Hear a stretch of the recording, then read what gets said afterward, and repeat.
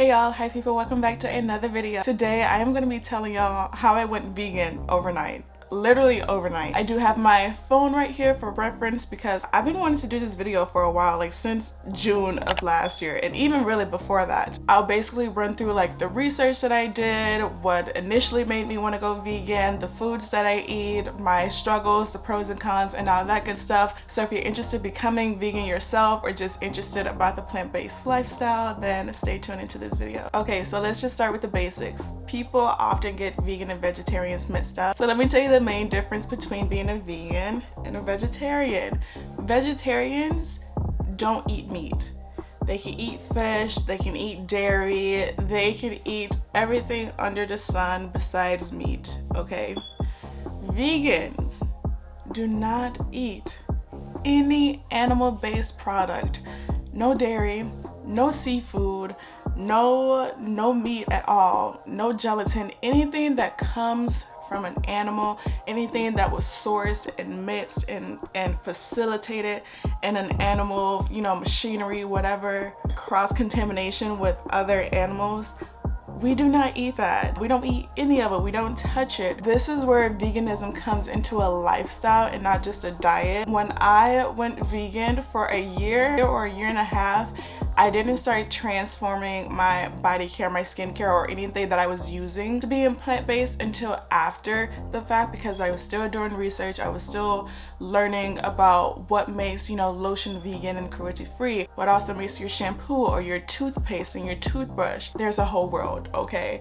I really hate when people say, oh yeah, veganism is a diet and this is not. Like, no. Plant-based is a diet, and you can be plant-based and still do whatever, go to zoos and aquariums and all of that stuff, but veganism is a lifestyle. And usually people always ask, okay, well, what do you eat as vegan? I eat air and grass. What do you expect me to eat? I literally eat everything that you eat, but plant-based. There's plant-based chicken nuggets, there's spaghetti with plant-based meatballs, you got your vegan chicken, vegan lasagna, vegan macaroni and cheese. There's literally everything that you can imagine, but plant-based. And I also want to say that thanks to social media, especially during the rise of the pandemic, I felt that it was made more socially aware and being like broadcasted more. The African American and Black population going vegan like shot through the roof, which made me really happy because honestly, I went vegan February 20th, 2020. I did this way before I even knew the panorama was gonna happen. In the fall of 2019, I was studying abroad in Spain, and right off the bat, I had already wanted to go vegan just a couple of weeks before going to Spain because I had vegan friends myself, and they would always tell me like things here and there, you don't want to eat this, are you sure you know what you eat? I'm like, bro, it's just food. At least that's what I thought. So I went vegan for like a week, and I didn't survive because I didn't do enough research. I just assumed that, oh yeah, I'll eat vegetables and I'll eat healthy. I won't eat meat, I won't do this, and I'll only drink almond milk. Like, I just did not do enough research.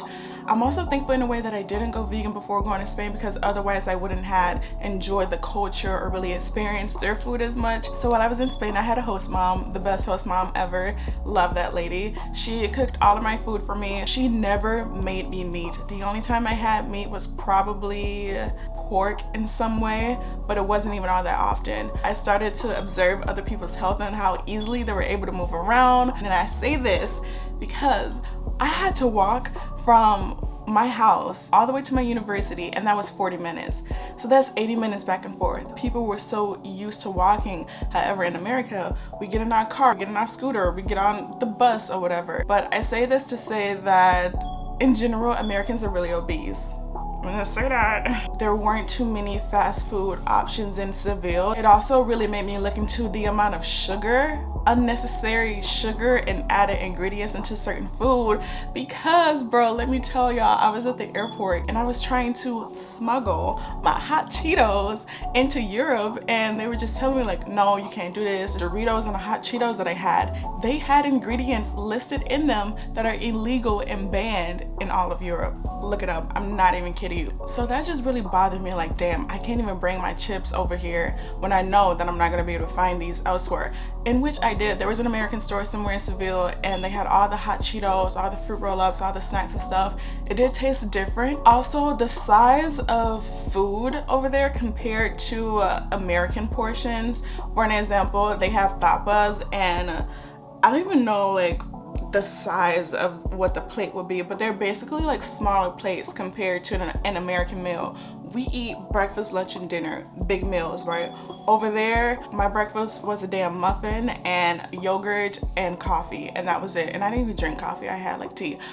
But that was it. Lunch is your biggest meal, and then you have a siesta. You don't have dinner until like 10 o'clock at night. But this just made me realize that we don't need to eat heavy all the time. I always had a salad or some sort of a soup every single night for dinner after like my main meal, and it wasn't with me. Being vegan also helped me with some medical issues myself. I won't really go into detail about this because I really forgot the name of the diagnosis of what I had, but I had hearing issues in my left ear. Yeah, this is my left ear, and basically I had muffled and distinctive, I don't know, I had muffled hearing, like my hearing would go in and out.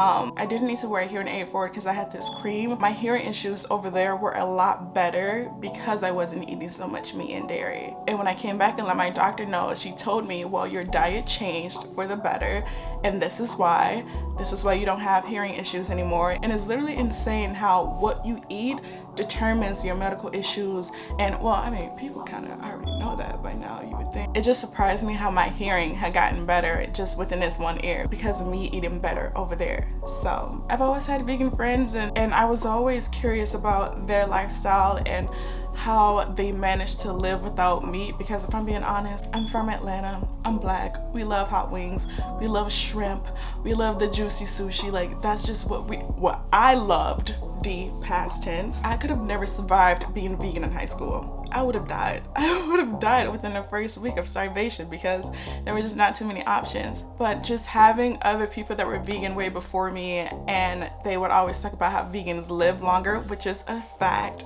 Vegans live longer.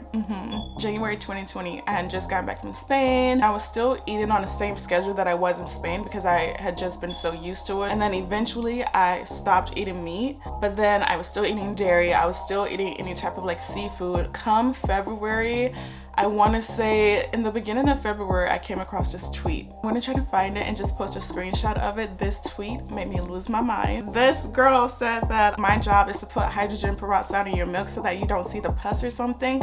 And I was so livid, I kid you not. I immediately started going onto YouTube and then Google and then just like looking up all of this stuff with dairy, and it's true. They put hydrogen peroxide in milk. They put it in dairy. They had the pus. It is completely legal for them to do it. So that in itself just stirred me to going over and researching and watching so many documentaries and so many YouTube videos and interviews with people that have done research on veganism and all of that. Dairy isn't good for so many reasons, and I won't get into why dairy isn't great for you because the internet is free. I knew then that I could just live without dairy. The only thing I was really eating was yogurt anyway. It is absolutely mind-boggling how the educational system forces Americans to eat dairy when most Americans are lactose intolerant. I'll put like the statistic or the pie chart above from where I saw this. Completely unnecessary to even drink milk in the first place. Do y'all remember those commercials? Got milk or whatever, or drink your milk, you'll get stronger, it'll give you more calcium, this and that. That's a scam, that's a lie, all of it is a lie. So here's some of my documentaries, some of my favorite documentaries that I've watched to help educate me and inform me on veganism.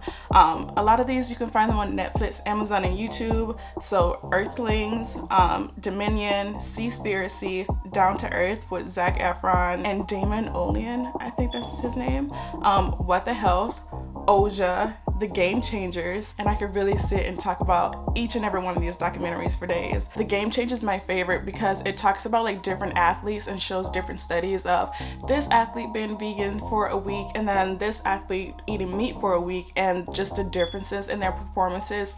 It is amazing. It definitely showed that the athletes that were vegan for like a week or 2 weeks, they had faster recoveries from their like injuries, and also with them being plant-based, it helped them build more muscle mass. Just putting that out there. Just watch it. It is such a great documentary, because some people think that you need to eat meat to be stronger or heavier, or real men eat meat, and they talk about men's health a lot in the Game Changers. The marketing on meat is false in general.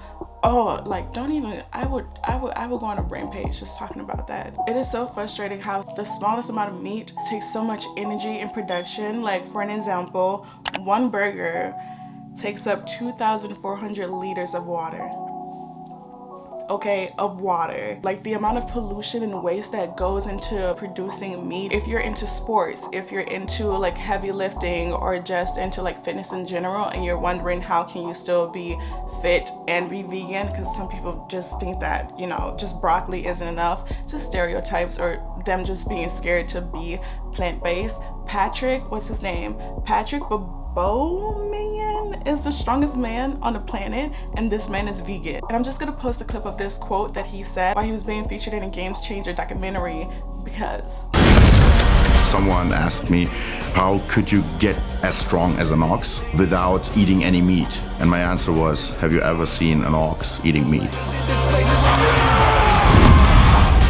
Also, there's a huge difference between cruelty-free and vegan. I'm just gonna put this picture up. It perfectly explains the difference between vegan and cruelty-free when it comes to researching makeup brands and skincare and body care and clothes and stuff. Just because one product is cruelty-free does not mean that it is vegan, and just because one product is vegan does not mean that it is cruelty-free. After a while, like I said, I didn't start switching over my body care or any of my products until a whole year after I had gone vegan, mostly because I didn't just want to throw away all of my stuff. I was also still drinking alcohol that was vegan.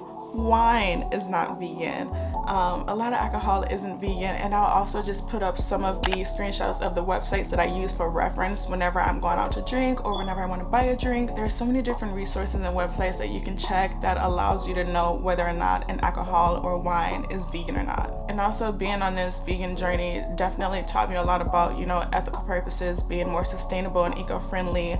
I started to support a lot of locally owned brands, just shopping around at boutiques in the town that I was living in. I care more about the animals than I do about anything else, especially after watching Earthlings and Dominion. Definitely made me disgusted with America and the food industry in itself, and just other people who work at slaughterhouses. So it is pretty graphic if you do end up watching it. So I was reading like all of these vegan food pages and all of these articles, following vegan Instagram pages, like just like that. I literally went vegan overnight, and I'm also still learning to be more sustainable, just maintaining ways that I can help the planet Earth and, you know, the universe herself. So when I went vegan overnight, this was a struggle, because I assumed that every bag of broccoli or every bag of something that had like plant-based on it, I would assume that it would still be okay for me to eat, and I was completely wrong.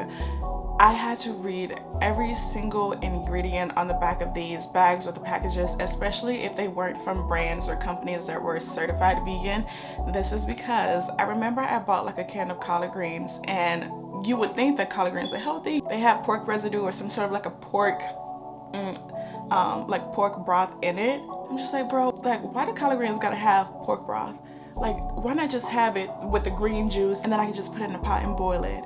So from that day on, and also I like bought some breakfast burritos one day that were just full of veggies, but then it ended up saying that it contained like fish ingredients, or that it was made in the same facility as, you know, produced with eggs and milk and stuff. So I started to learn and watch for that, literally reading every single ingredient. That was me for like the first, I don't know, 6-7 months, until I got a handle on certain brands that were just certified vegan and that I would recognize right away. So that's the first part of my transition to vegan overnight. There will be a second part. I just didn't want this video to be entirely long. So if you enjoyed this video, give it a thumbs up, subscribe to my channel, and check out the part 2 of this video right after this.